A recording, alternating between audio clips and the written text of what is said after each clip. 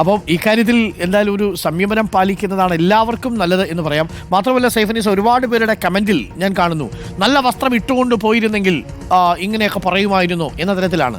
Hey, ഇവരാരാണ് സ്ത്രീകളുടെ വസ്ത്രത്തിൻ്റെ സദാചാരം നിശ്ചയിക്കാൻ? എൻ്റെ പൊന്നിയങ്ങാതി, ഈ നാട്ടിൽ വസ്ത്രമിടുന്നതിനുള്ള എല്ലാ അവകാശവും എല്ലാവർക്കും ഉണ്ട്.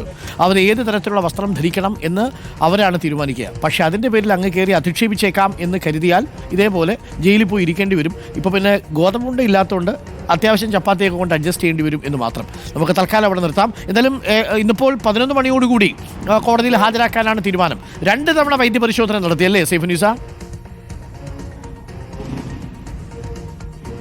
അരുൺകുമാർ, സാധാരണഗതിയിൽ ഒരു പ്രതിയെ അറസ്റ്റ് ചെയ്തു കഴിഞ്ഞാൽ, അറസ്റ്റ് രേഖപ്പെടുത്തിയാൽ ഉടനെ തന്നെ വൈദ്യ പരിശോധനയ്ക്ക് കൊണ്ടുപോകണം. അതായത് അറസ്റ്റ് രേഖപ്പെടുത്തിയ ശേഷം, അതായത് ആൾക്ക് കൊണ്ടുവരുമ്പോൾ ഏത് രീതിയിലായിരുന്നു അദ്ദേഹത്തിൻ്റെ ശാരീരിക അവസ്ഥ എന്നുള്ളത് ഒരു ഡോക്ടർ സ്ഥിരീകരിക്കേണ്ടതുണ്ട്. ആ ഒരു പേപ്പർ ഇന്ന് കോടതിയിൽ നൽകേണ്ടതുണ്ട്. അതിനൊപ്പം തന്നെ ഈ ഒരു രാത്രി മുഴുവൻ ഇപ്പോൾ ലോക്കപ്പിൽ കിടന്നതുകൊണ്ട് തന്നെ ഇന്ന് കോടതിയിൽ ഹാജരാക്കുന്നതിന് മുൻപും വൈദ്യപരിശോധന പൂർത്തിയാക്കണം. നമുക്കറിയാം, ഇന്ന് വർക്കിംഗ് ഡേ കൂടിയാണ്. എറണാകുളം ജനറൽ ആശുപത്രിയിൽ ഒപിയിലൊക്കെ നല്ല തിരക്കുള്ള ദിവസം കൂടിയാണ്. അതുകൊണ്ട് രാവിലെ കോടതി കൂടുന്നതിന് മുമ്പ് കൊണ്ടുപോയി വൈദ്യപരിശോധന നടത്തുക എന്നുള്ളത് വലിയ ശ്രമകരമായ ജോലിയായിരിക്കും പോലീസിനെ സംബന്ധിച്ചിടത്തോളം. അതുകൊണ്ടാണ് 5 മണിയോടുകൂടി കൊണ്ടുപോയി വൈദ്യപരിശോധന പൂർത്തിയാക്കിയത്.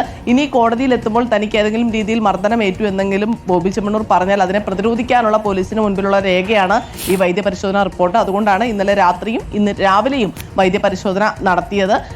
ഇതിനുശേഷമാണ് ഇന്ന് ഇപ്പോൾ ലോക്കപ്പിലേക്ക് എത്തിച്ചിരിക്കുന്നത്. ഇപ്പോൾ ബോബി ചെമ്മണ്ണൂരിന്റെ സഹായികളൊക്കെ ഈ ഭാഗത്ത് തന്നെയുണ്ട്. അവർ ഭക്ഷണം വാങ്ങി കൊടുക്കാനൊക്കെയുള്ള പരിപാടികളൊക്കെയായി മുന്നോട്ട് പോയിക്കൊണ്ടിരിക്കുകയാണ്.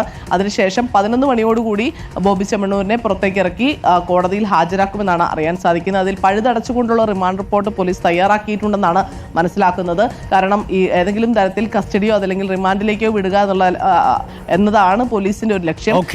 ഇപ്പോൾ രാമൻപിള്ളയെ അടക്കം കൊണ്ടുവന്ന് വക്കീലായി കൊണ്ടുവന്ന് നിർത്തിയാൽ പോലും ഒരു ജാമ്യത്തിലേക്ക് പോകാത്ത രീതിയിലുള്ള റിമാൻഡ് റിപ്പോർട്ട്, ശക്തമായ റിമാൻഡ് റിപ്പോർട്ട്, മുൻകാല ചെയ്തികൾ അടക്കം പറഞ്ഞുകൊണ്ടുള്ള റിപ്പോർട്ട് തയ്യാറാക്കി വെച്ചിരിക്കുകയാണ് പോലീസ്.